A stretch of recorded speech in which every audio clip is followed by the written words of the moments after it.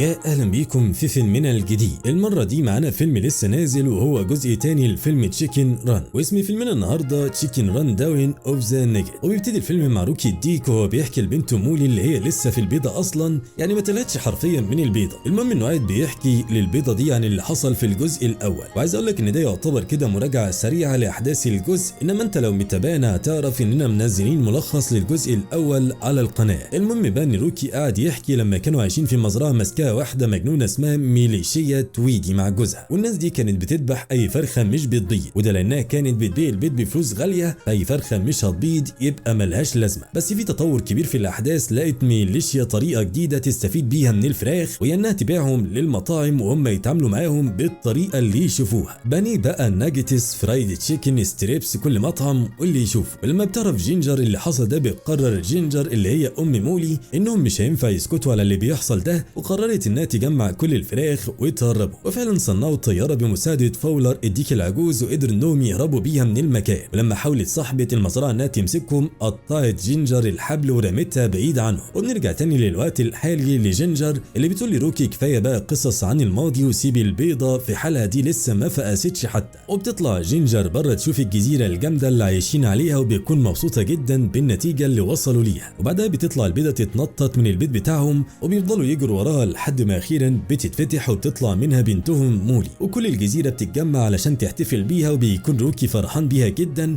وكله بيقول انها طالعه شبه ابوها بالظبط. بس مشكله مولي انها كانت مشاغبه وعايزه تفضل تجري وتتنطط طول اليوم. وفي يوم وهي عماله تجري يمين وشمال، بتطلع على شجره عاليه على اخر الجزيره، ومن هناك بتشوف المكان بره الجزيره، وبتعرف ان اكيد في حياه بره هي ما تعرفش عنها اي حاجه. فبتنزل بسرعه وبتروح لامها تقول لها انها عايزه تجرب تخرج من الجزيره، يمكن الدنيا هناك الطف من هنا ولا حاجه. بس طبعا اول ما بتسمع جينجر الكلام ده، بتفتكر اللي حصل معاهم اخر مره لما كانوا في المزرعه، وبتقول لمولي انهم اتكلموا في القصه دي قبل كده وانها ممنوع تطلع من الجزيره. وبيكون روكي معدي، فبتقول له الحق بنتك يا حاج عايزه تسيب الجزيره. بس روكي بيتعامل مع الموضوع بعقل وبيقول لها سيبك انت من الحوار ده، انا جايب لك احسن اختراع في الكون. وبيكون معاه عدسه وشويه ذره فشار، ولما بيحط العدسه على الفشار ويخلي الشمس تضرب فيها بيعمل فشار كتير، ومولي بتاكله وهي مبسوطه. وبيقول لها روكي خلي بالك الفشار ده حل لكل المشاكل. وفي نص ما هم قاعدين والدنيا حلوه، بيحسوا ان الارض بتتهز من تحتهم. لما بيشوفوا ايه اللي بيحصل، بيعرفوا ان البشر وصلوا الجزيره بتاعتهم، وبيقطعوا الشجر وبياخدوها لما كان شكله كده مزرعه فراخ. وطبعا لما بيشوفوا الوضع كده كله بيترعب، وبتقول لهم جينجر النهارده بالليل لازم نعمل اجتماع جديد، وكل الفراخ بتبقى متضايقه علشان عارفين ان جينجر هتقول لهم يلا نحارب تاني. علشان جينجر ما كانتش عايزه مولي تخاف من اللي بيحصل، بتقول لروكي خد انت بنتك اقعد معاها شويه لحد ما اخلص انا الاجتماع. وفي الوقت اللي بتروح فيه جينجر الاجتماع مع باقي الفراخ، بيفضل روكي يهبد على بنته ويحكي لها انه كان ديك جامد وبيعرف يعمل كل حاجه. وبتروح جينجر على اجتماع الفراخ وبتقول لهم احنا دلوقتي تحت تهديد البشر تاني، وعلشان كده لازم نستخبى ونبعد عنهم خالص علشان احنا مش عايزين مشاكل. واول ما الفراخ بيسمعوا الكلام ده بيبقوا مبسوطين علشان كانوا فاكرين جينجر عايزه تحارب.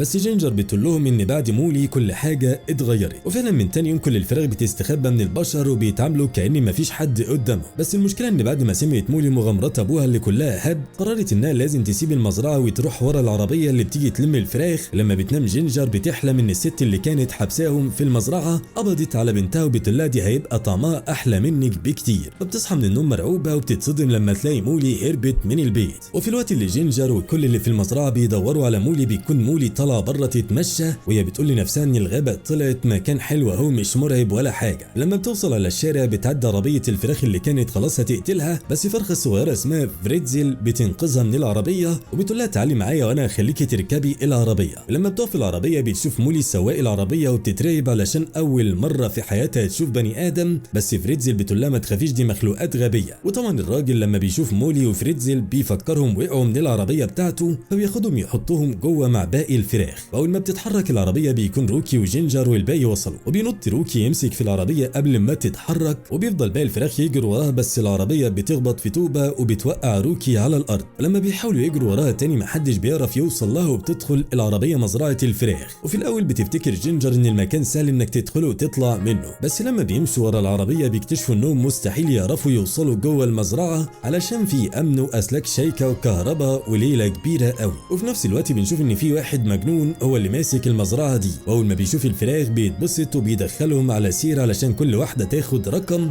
بس مولي مش بيعجبها بتسيبها الوضع ده وبتهرب مع فريتزل لحد ما يخلص طابور الارقام ده ويقعوا في مكان كله شجر. ووقتها بتفتكر مولي ان الحياه هتبقى رايقه معاهم. وبره المزرعه بتقول لهم جينجر احنا لازم نهدى شويه ونحط خطه محكمه علشان نعرف ندخل المزرعه ونطلع مولي. بس روكي بتاخده الجلاله وبيقول لهم ان مفيش وقت يضيع وانه هيدخل لوحده يطلع بنته. وبيقف على خشبه ينط بيها ويدخل جوه المزرعه وهو فاكر انه كده شبح وهيجيب بنته ويطلع. بس اول ما بينط السلك بيكهربه وبيقع على الارض قدام شويه روبوتات بيجروا وراه وهم بيضربوا عليه لحد ما بيجيب خشبه تانية وبيكون عايز يهرب من المزرعه عليها. بس على حظه بيقع على الارض قدام البط الآلي اللي بيضربه هو كمان وبيرميه بره. ولما بيقع على الارض بيطلع شفاط ياخده ويرميه بره المكان. لما الفراخ بتشوف الكلام ده بيعرفوا ان الموضوع كبير وان مش اي حد كده يعرف يدخل ويطلع وخلاص. وتقول لهم جينجر احنا المره اللي فاتت هربنا من المزرعه، المره دي هندخلها. وفي الوقت ده بيكون مولي قاعده تلعب في المزرعه مع فريتزل وفاكره انها كده وصلت للي كانت عايزاه علشان محدش بيطلب منها تعمل حاجه. لحد ما فجاه بتاخد بالها ان كل الفراخ اللي في المزرعه بيتصرفوا بطريقه غريبه كأن حد بيتحكم فيهم. ولما بتقف مولي على جنب تناقش اللي بيحصل ده مع فريتزل بيشوف صاحب المزرعه فريتزل وبياخد باله انها من غير رقم، فبيقول انه لازم ينقذ الموقف علشان النهارده يوم ما ينفعش يحصل فيه اي مشاكل. ولما بينزل يشوف هيعمل ايه مع فريتزل بتكون جينجر وباقي الفراخ وصلوا على بوابه المزرعه وبداوا الخطه. واول حاجه بيرموا تورته للحارس اللي واقف على البوابه، واول ما بياخدها بتطلع كمين وبيكون فيها صاروخ بترمي الحارس بعيد. بعدها بتاخد جينجر باقي الفراخ علشان ينزلوا من تحت البط الآلي. وفي نفس الوقت بينزل الفارين اللي بيساعدوهم بالشمسيه ومعاهم كاميرا علشان يصوروا بيها الحارس ويدخلوا ببصمه عينه. بس الفارين بيبقوا اغبياء شويه والشمسيه بتقفل عليهم والشفاط بياخدهم ويرميهم بعيد. بس جينجر مش بتيأس وبتجري تاخد الكاميرا وبتصفر للحارس اللي بيقرب منهم، فبتصور عينه وبتاخد الصوره تحطها على الجهاز علشان تفتح البوابه. ولما تشوف الموظفه اللي قاعده جوه صوره العين بتفضل تقلب في العيون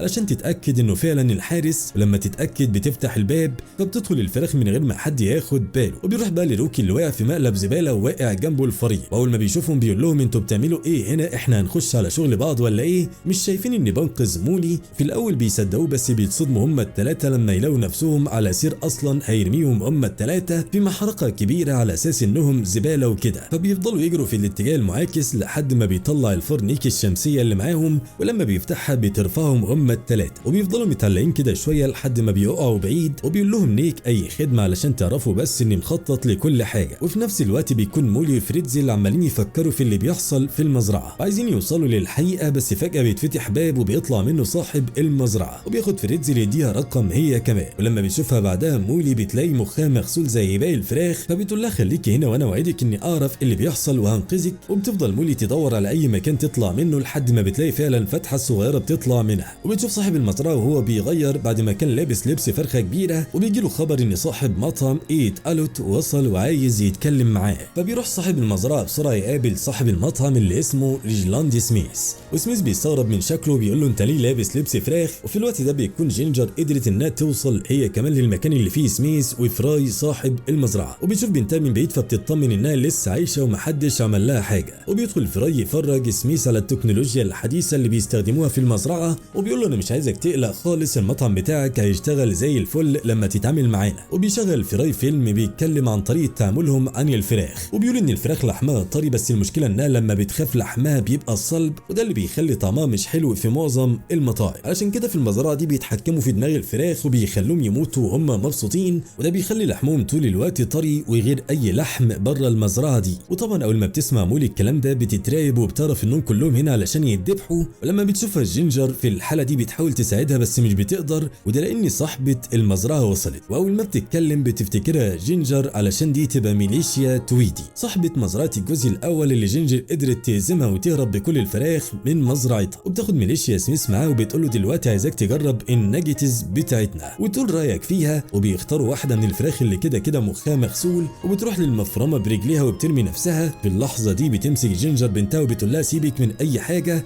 وخليكي باصه بعيد لحد ما نشوف هنعمل ايه في الورطه دي. ولما بيطلع النيجاتيس من المكنه بيجربوا سميث اللي مش بيصدق نفسه من جمال الطعم، وبيقول لهم انا بكره هاجي اخد كل الكميه اللي عندكم. بيروح معاه فراي يوصله، وبتقول جينجر لمولي احنا لازم نهرب من هنا حالا. بس مولي بترفض وبتقول له ان صاحبتها فريتزل لسه جوه وهي وعدتها مش هتمشي من المكان من غيرها. وبتفضل جينجر تزعق لها وتقول لها انت عيله الصغيره مش فاهمه حاجه، لحد ما فجاه بتسمع ميليشيا صوتهم وبتقبض عليهم. وبتفتكر طبعا جينجر وبتقول لها تعالي بقى المره دي محدش هينقذك مني، وبتربطها في كرسي علشان تأثر عليها وتغسل مخها زي باقي الفراخ. بس عزيمة جينجر بتبقى عالية وبتفضل تحاول انها تقاوم لحد ما بترفع ميليشيا الطيار على الاخر. وفي اللحظة دي اخيرا بيوصل روكي اللي بيطير من الشباك وبيخبط ميليشيا، وفي لحظة واحدة بتقدر مولي انها تفك امها وتاخدها معاها. بس بيبقى فيه مشكلتين، الاولى ان جينجر مخها اتغسل ومش عايزة تمشي وتسيب المكان، وعمالة تقول لمولي انا حبيت الوضع هنا ومش عايزة امشي واسيبه. والمشكلة التانية بقى ان روكي طبعا معرفش يدافع عن نفسه وقعد يرقص قدام ميليشيا لحد ما قالت لكل الموجودين يقبضوا على الديك الغبي ده، لحد ما نشوف هنعمل معاه ايه. بس لما بيحاولوا يقبضوا عليه بيخلع منهم وبيهرب من المكان. وفي نفس الوقت بتنط كل الفراخ في اسانسير، وبتشوف فرخة حالة جينجر فبتقول لهم انها لازم تفك الطوق اللي على رقبتها ده لان هو اللي بيتحكم في عقلها. وفعلا بتفك فرخة منهم الطوق، بس في اللحظة دي بيقعوا كلهم في مكان كبير كله ذرة فشار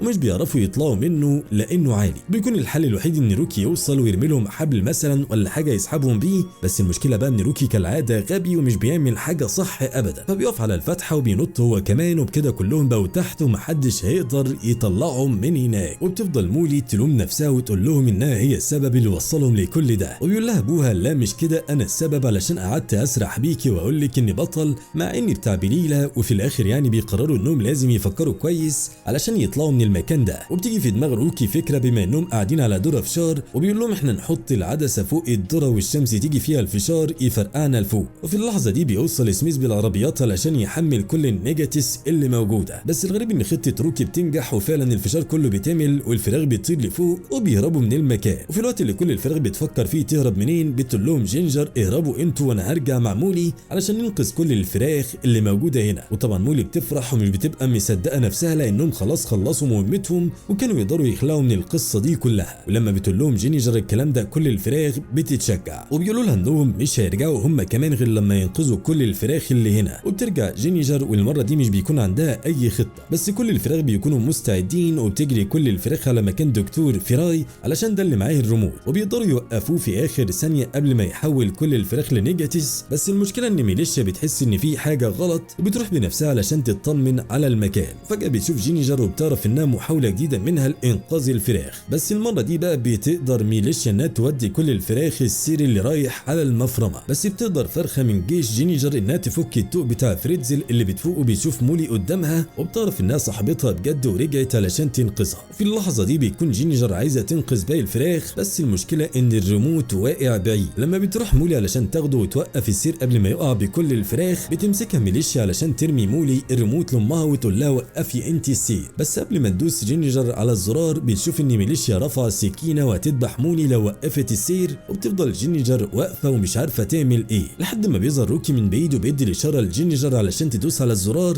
اللي فعلا بيوقف كل الفراخ قبل ما تقع في المفرمه. وقبل ما تضرب ميليشيا مولي بيكون روكي نط عليها بس مش بيخبط فيها، وبيسحب منها السكينه اللي بتتعلق في الحبل وبتفضل رايحه جايه، وبيكون مولي هتقع فبتمسكها جينجر وبيروح روكي يمسكهم هما الاثنين. ولما بيشوفوا ميليشيا في الوضع ده بتقول لهم حلو قوي، على الاقل افرم 3 بدل ما كله يضيع من ايدي. وهنا بقى بيشوف جينجر ان السكينه المربوطه في الحبل جايه على ميليشيا، فبتقول لها باي باي لتاني مره بعد الجزء الاول. فعلا بتخبط السكينه في ميليشيا اللي بتقع في المفرمه علشان تتغطى كلها بالنيجاتيس، وبيهرب كل الفراخ اللي كانوا مع جينجر وكمان كل الفراخ اللي كانوا في مزرعه ميليشيا، وبيركبوا عربيه المزرعه علشان يهربوا كلهم فيها. بس المشكله ان ميليشيا تاخد الحوار على اعصابها وبتطلع تجري وراهم، واول ما بيشوفها سميث بيستغرب ويقول لها انت متنكره في شكل نيجاتيس ليه. وبتوصل ميليشيا للعربيه وبيكون عايزه تقتل كل اللي فيها، بس فولر الديك العجوز اللي مالوش لازمه من اول الفيلم بيخبط فيها من غير ما يقصد، فبتقع ميليشيا في البحيره اللي كلها بط آلي. وطبعا البط بيتوصى بيها احلى توصيه، وبتفضل مزرعه الفراخ بتاعتها تتدمر لحد ما تتحرق كلها، وبكده تكون جينجر حطت على ميليشيا تاني مره. وفي الوقت ده بياخد الفراخ العربيه واخيرا بيرجعوا بيه على الجزيره بتاعتهم اللي كانوا عايشين فيها في سلام بعيد عن القلق ده كله. والفارين بيكونوا سرقوا شويه حاجات من المزرعه وجابوا الحاجات اللي بيتحط فيها النيجاتيس وذره فشار وكمان روبوت علشان يعمل لهم فشار لوحده وينزل في مكان النيجاتيس. وكل اللي على الجزيره بيعيشوا في سلام بعد ما عملوا جيش كبير محدش يقدر عليه. انما مولي وفريتزل فبيفضلوا صحاب وبتكون مهمتهم تامين الجزيره من اي عدو. وفي يوم بيشوفوا واحد عنده قفص فراخ اخدهم المزرعه، ولما بيقولوا كده لجينجر بتقول لكل الفراخ احنا لازم نروح نحررهم. والمره دي بقى بيكونوا جيش كبير ومعاهم سلاح سارقينه، فبيعملوا مصاحب المزرعه الجلاشه وبيعملوا لنفسهم جزيره محدش يقدر يقرب لها. وبس كده بيخلص فيلمنا. اتمنى تكونوا استمتعتوا معانا، ما تبخلش علينا باللايك تشجيعا لينا علشان نستمر ونقدم لكم الافضل دايما. ولو انت مش مشترك في القناه اشترك في القناه وفعل زر الجرس علشان يوصلك فيديوهاتنا اول باول، واستنونا في افلام كتيره جايه قريب، واشوفكم على خير ومع السلامه.